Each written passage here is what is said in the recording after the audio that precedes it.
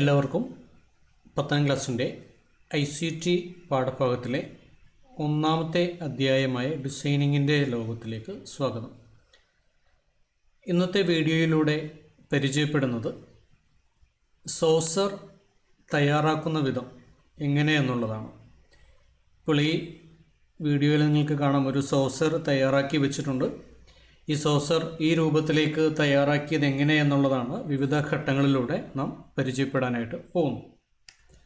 ഈ സോസർ നിർമ്മിച്ചിരിക്കുന്നത് സർക്കിൾ എന്ന ടൂൾ ഉപയോഗിച്ചുകൊണ്ടാണ്.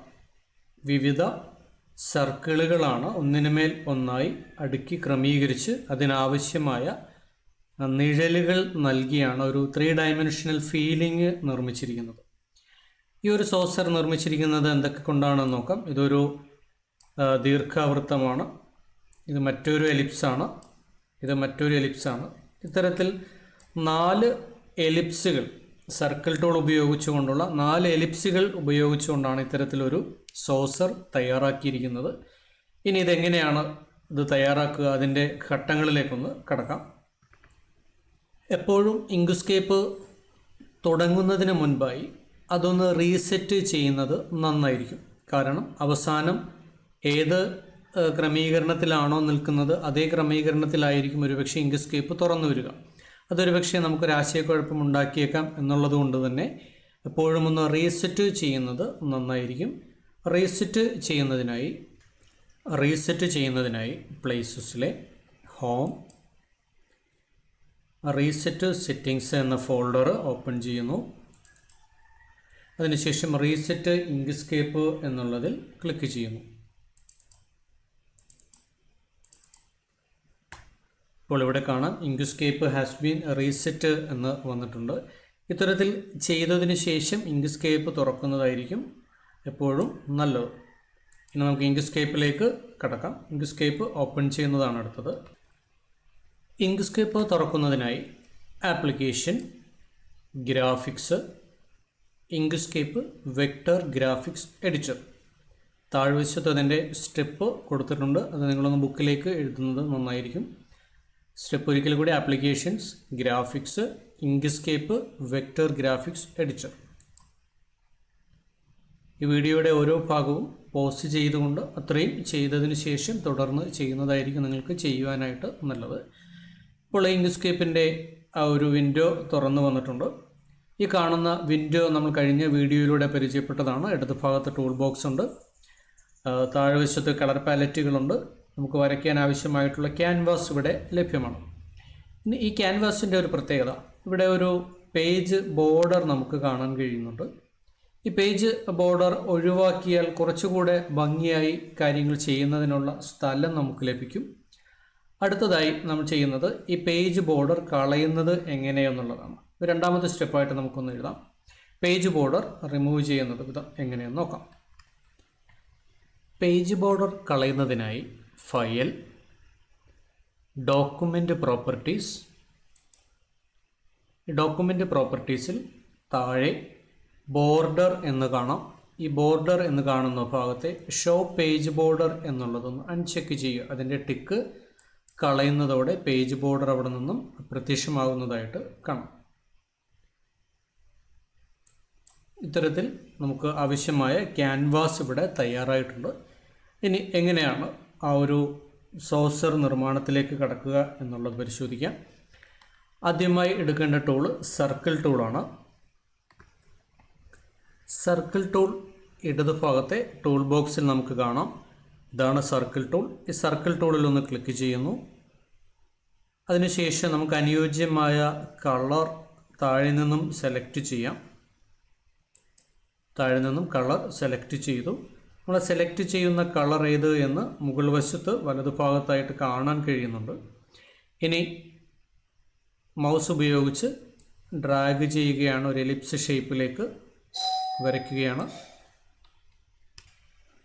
ആദ്യമായി ഒരുപക്ഷെ സർക്കിൾ ടൂൾ ഉപയോഗിക്കുമ്പോൾ നിങ്ങൾക്ക് കൃത്യമായിട്ട് ഇത് ഒരുപക്ഷെ വരയ്ക്കാൻ കഴിയണമെന്നില്ല. അനുയോജ്യമായ ഒരു വലിപ്പത്തിലേക്ക് ഇത് ക്രമീകരിക്കാൻ കഴിഞ്ഞില്ല എങ്കിൽ നമുക്കിതിനെ നീക്കം ചെയ്യുവാനോ അല്ലെങ്കിൽ ഡിലീറ്റ് ചെയ്യുവാനോ വേണ്ടി ചെയ്യേണ്ടത് സെലക്ഷൻ ടൂളാണ് ഉപയോഗിക്കേണ്ടത്. ഈ സെലക്ഷൻ ടൂളിൽ ഒന്ന് ക്ലിക്ക് ചെയ്താൽ നമ്മൾ വരച്ചിരിക്കുന്ന ആ ഒരു ഒബ്ജക്റ്റ്, ഇതിനെ ഒബ്ജക്റ്റ് എന്നാണ് വിളിക്കുക.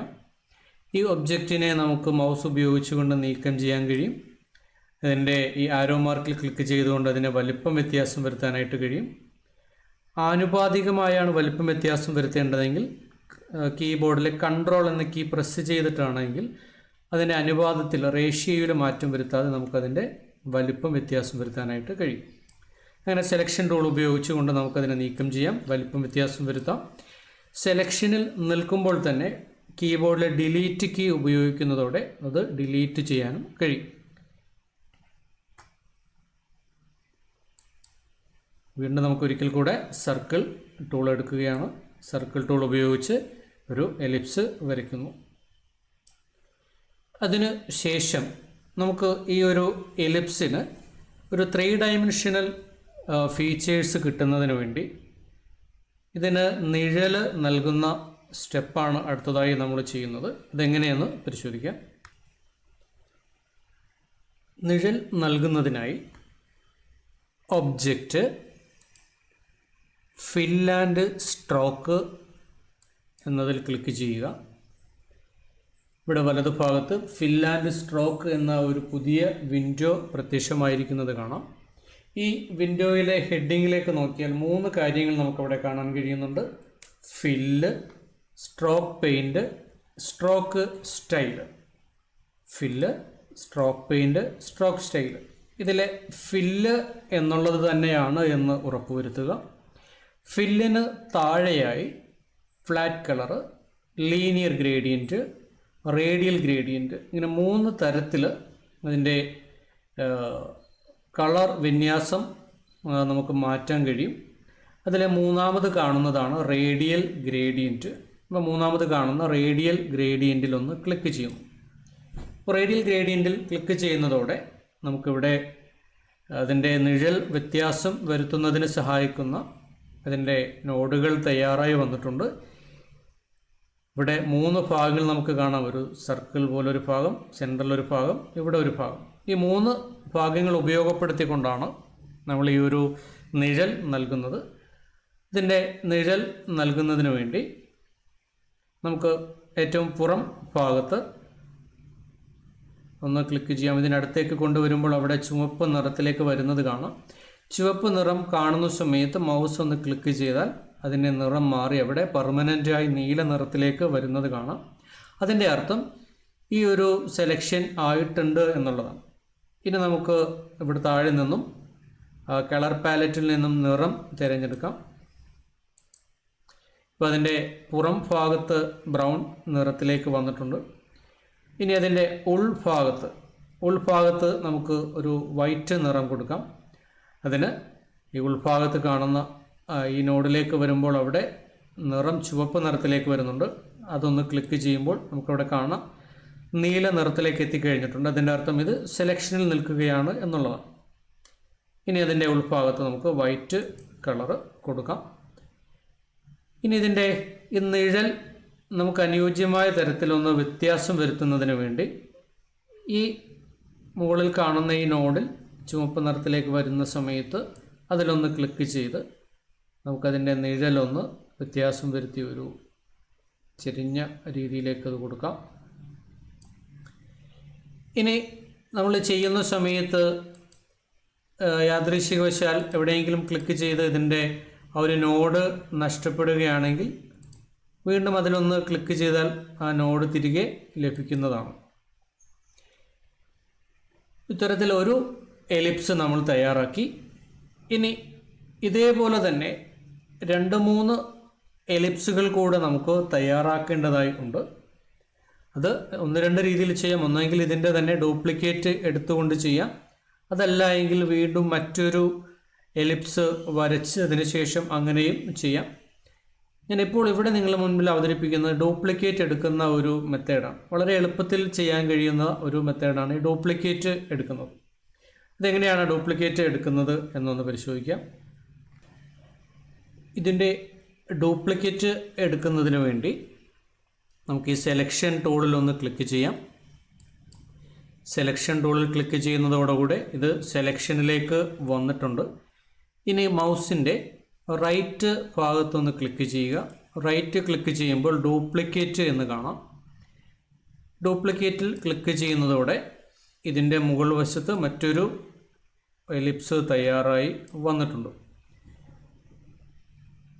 ഇത്തരത്തിൽ വളരെ എളുപ്പത്തിൽ നമുക്ക് ഡ്യൂപ്ലിക്കേറ്റുകൾ ഉപയോഗിച്ചുകൊണ്ട് ഈ ഒരു ആക്ടിവിറ്റി എളുപ്പത്തിൽ ചെയ്യാനായി കഴിയും.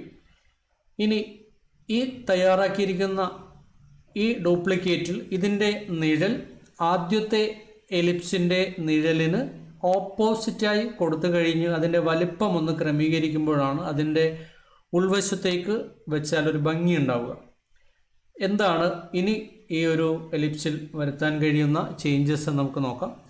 ഈ പുതുതായി നിർമ്മിച്ചിരിക്കുന്ന ഈ ഡ്യൂപ്ലിക്കേറ്റിൽ നമ്മൾ നിഴൽ ആദ്യം കൊടുത്തിരിക്കുന്നതിൻ്റെ ഓപ്പോസിറ്റായി കൊടുക്കുകയാണ്.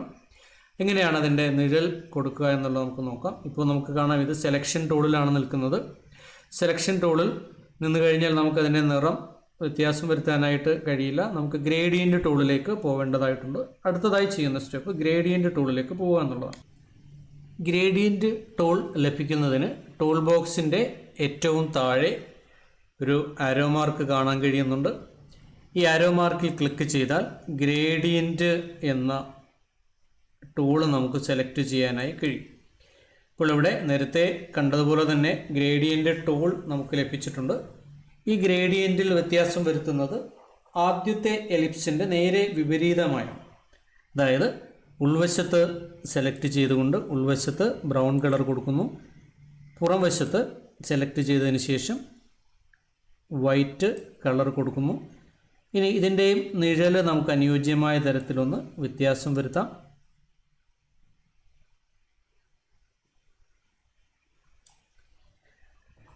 അങ്ങനെ അനുയോജ്യമായ തരത്തിൽ നമ്മൾ വ്യത്യാസം വരുത്തിയിട്ടുണ്ട്. ആദ്യ എലിപ്സിൽ നിന്ന് നേരെ വിപരീതമായാണ് ഇതിൻ്റെ നിറം നൽകിയിരിക്കുന്നത്.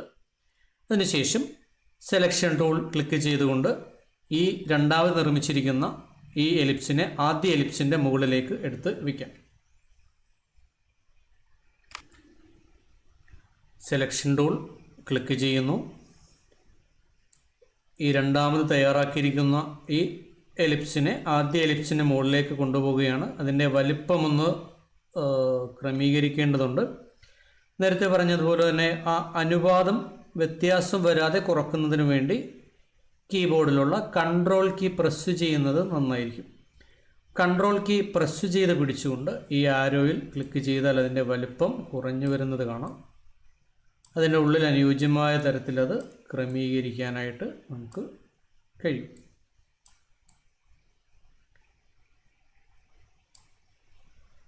ഇങ്ങനെ രണ്ടാമത്തെ എലിപ്സ് നമ്മൾ തയ്യാറാക്കിയിരിക്കുകയാണ്. ഇനി ഒരു എലിപ്സ് കൂടെയാണ് അതിൻ്റെ ഉള്ളിലേക്ക് വരേണ്ടത്. നേരത്തെ ചെയ്തതുപോലെ തന്നെ വീണ്ടും ഇതിൻ്റെ ഒരു ഡ്യൂപ്ലിക്കേറ്റ് നമുക്ക് തയ്യാറാക്കാം. സെലക്ഷൻ ടൂളിലാണിത് നിൽക്കുന്നത്. സെലക്ഷൻ ടൂൾ നിൽന്നാൽ റൈറ്റ് ക്ലിക്ക് ചെയ്തുകൊണ്ട് മറ്റൊരു ഡ്യൂപ്ലിക്കേറ്റ് കൂടെ നമുക്ക് തയ്യാറാക്കാം. മറ്റൊരു ഡ്യൂപ്ലിക്കേറ്റ് ഇവിടെ വന്നിട്ടുണ്ട്. ഇതിൻ്റെ നിഴലും കുറച്ചുകൂടെ അനുയോജ്യമായ തരത്തിൽ നമുക്കൊന്ന് വ്യത്യാസം വരുത്തേണ്ടതുണ്ട്. അതിന് നേരത്തെ ചെയ്തതുപോലെ തന്നെ ഗ്രേഡിയൻ്റ് ടൂളിലേക്ക് നമുക്ക് പോവാം. ഗ്രേഡിയൻ്റ് ടൂൾ ബോക്സിന് താഴെ ഒരു ആരോ മാർക്ക് ലഭ്യമാണ്.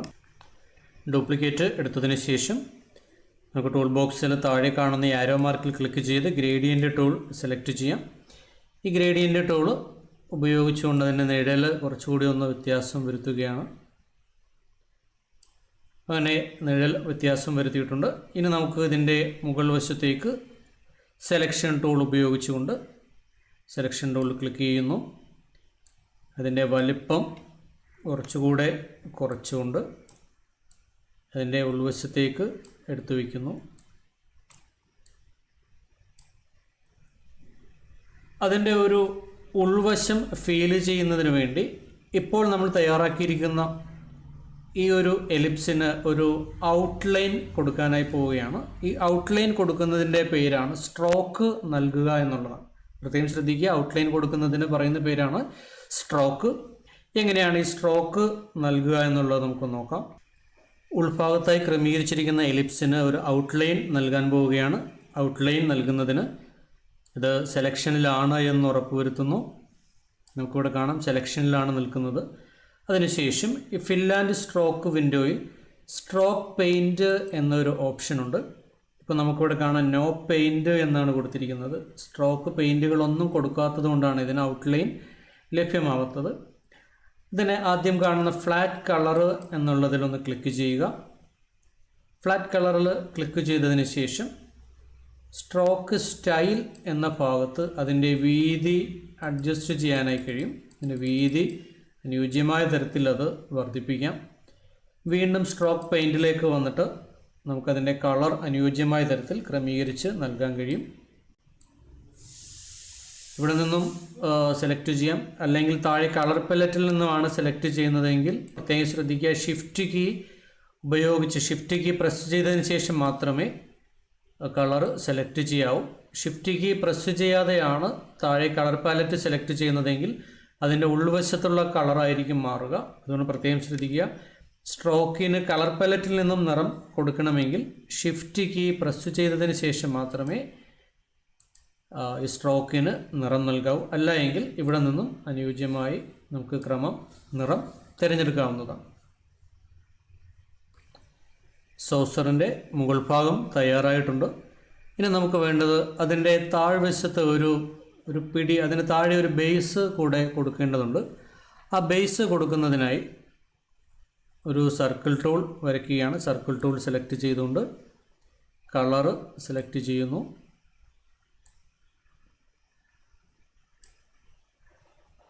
ഇതിൻ്റെ ഔട്ട്ലൈൻ നേരത്തെ സ്ട്രോക്ക് പെയിൻറ്റ് കൊടുത്തിരിക്കുന്നതുകൊണ്ട് ഔട്ട്ലൈൻ ഉണ്ടായേക്കാം. നമുക്ക് ഔട്ട്ലൈൻ തൽക്കാലം കളയുകയാണ്. സ്ട്രോക്ക് പെയിൻറ്റിന് താഴെയുള്ള ഇൻറ്റു മാർക്കിൽ ക്ലിക്ക് ചെയ്യുന്നതോടെ ആ ഔട്ട്ലൈൻ മാറിക്കോളും.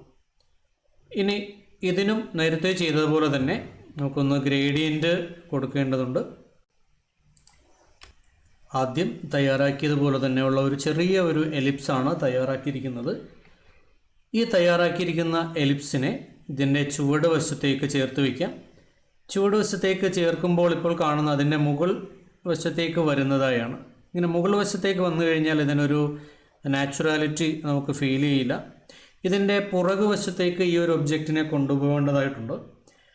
ഈ ഒബ്ജക്റ്റിനെ പുറകുവശത്തേക്ക് കൊണ്ടുപോകുന്നതിൻ്റെ ക്രമമാണ് നമ്മൾ ഇനി പരിചയപ്പെടുന്നത്. ഇതിൻ്റെ പുറകുവശത്തേക്ക് കൊണ്ടുപോകുന്നതിനായി നമുക്കറിയാം ഇതൊരു ഒബ്ജക്റ്റാണ് എന്നറിയാം. ഒബ്ജക്റ്റിന് താഴെ ലോവർ ടു ബോട്ടം എന്നൊരു ഓപ്ഷൻ കാണാൻ കഴിയും. ഈ ലോവർ ടു ബോട്ടം എന്നതിൽ ക്ലിക്ക് ചെയ്തതിന് ശേഷം ഇത് കൊണ്ടു ചെന്നാൽ അതിൻ്റെ താഴ്വശത്ത് കൃത്യമായി സ്യൂട്ടായി ഇരിക്കുന്നതായി കാണാൻ കഴിയും. ഇപ്പോൾ നമ്മുടെ സോസർ തയ്യാറായിട്ടുണ്ട്. പക്ഷേ ഈ സോസർ ഇപ്പോൾ നീക്കിക്കഴിഞ്ഞാൽ ഏതെങ്കിലും ഒരു ഭാഗം മാത്രമായിട്ടായിരിക്കും നീങ്ങിപ്പോവുക. അതിന് പകരമായി ഈ സോസർ മുഴുവനായും ഒരൊറ്റ യൂണിറ്റായി മാറ്റേണ്ടതുണ്ട്. ഒറ്റ യൂണിറ്റായി മാറ്റുന്നതിന് ചെയ്യുന്ന ഒരു സംവിധാനമാണ് അടുത്തത് നമ്മൾ കാണുന്നത്. ഈ ഒബ്ജക്റ്റുകളെല്ലാം തന്നെ ഒരൊറ്റ യൂണിറ്റാക്കി മാറ്റുന്നതിന് മൗസ് ഉപയോഗിച്ചുകൊണ്ട് ഇതിനെ എല്ലാത്തിനെയും സെലക്ട് ചെയ്യാം. മൗസ് ഉപയോഗിച്ച് ഡ്രാഗ് ചെയ്യുമ്പോൾ ഇപ്പോൾ എല്ലാം സെലക്ഷന് വരുന്നത് കാണാം. അതിനുശേഷം ഒബ്ജക്റ്റിലെ ഗ്രൂപ്പ് എന്നതിൽ ക്ലിക്ക് ചെയ്യുന്നതോടെ ഇതൊരു ഒറ്റ ഒബ്ജക്റ്റായി മാറിയിട്ടുണ്ട്. ഇത്തരത്തിൽ നമുക്ക് മനോഹരമായ ഒരു സോസർ തയ്യാറാക്കാൻ സാധിക്കുന്നതാണ്. ഇതിൻ്റെ മറ്റു ഭാഗങ്ങൾ അടുത്ത വീഡിയോയിലൂടെ നമുക്ക് കാണാം. എല്ലാവർക്കും നന്ദി, നമസ്കാരം.